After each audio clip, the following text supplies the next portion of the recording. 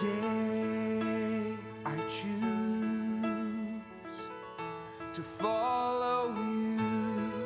Good morning. This is Friday, the 27th of January, and I've already had a couple of cups of coffee with the men this morning, and here's just a follow-up cup to finish off that we brewed this morning.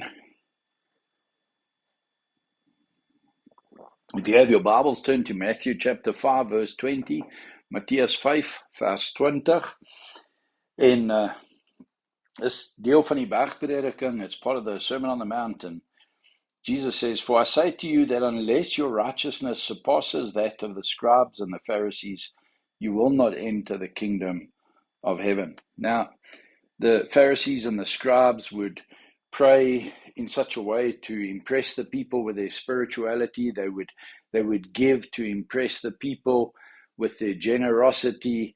And God is an amazing God in that He doesn't look at our actions, but He judges the motives of our hearts.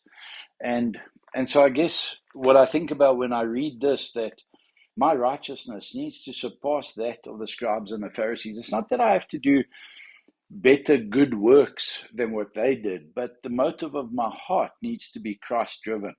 The reason behind how I live my life, the way I interact with people, the way I do things, is not to impress people. And especially as I walk around with the title of pastor, I walk around and seen as the shepherd of a church, representative of God on earth, all these wonderful titles.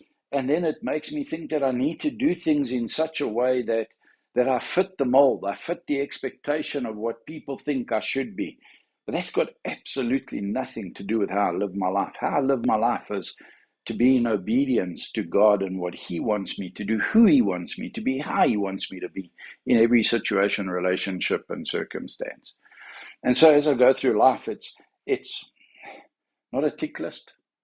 I don't read my Bible every morning just to tick off something on the list. I don't go to church every Sunday just to tick something off on the list. I don't pray just to tick something off on the list, because I'm not there outwardly to do things. Everything that I do is about getting me into closer proximity, into the path of Jesus. That's the spiritual disciplines that we exercise. Die geestelike dissiplines wat ons handhaaf, wat ons in ons lewens bring, is om ons in die pad van Jesus te bring. En om in sy pad te wees, in sy teenwoordigheid te wees. Jy weet nooit wanneer hy vir jou in die boom gaan uitroep en sê, "Zacchaeus, kom uit, ek moet by jou huis kom eet vandag." Jy weet nooit wanneer Jesus jy op 'n spesiale sending gaan stuur en hy gaan deur jou, in jou, met jou iets doen. So it's about creating quality time with Jesus and being in His presence and understanding that my focus needs to be on being led by Him. And then as I do that, the motive of my heart and the way that I live my life will be lived out of response to Jesus' prompting. And I believe that's how our righteousness surpasses that of the scribes and the Pharisees. The minute you start doing things to be seen doing them by other people, you've missed the point. You need to be living in direct obedient response to the presence of Jesus in your life and in your heart every day. And as you do that, the motives, the righteousness, the rationale, the reason behind what you do will be pleasing and a blessing to God.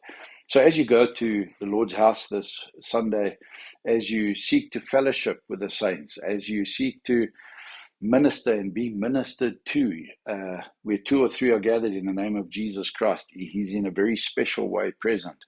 As you do that this Sunday, don't pitch up to impress someone. Don't pitch up to tick off a list.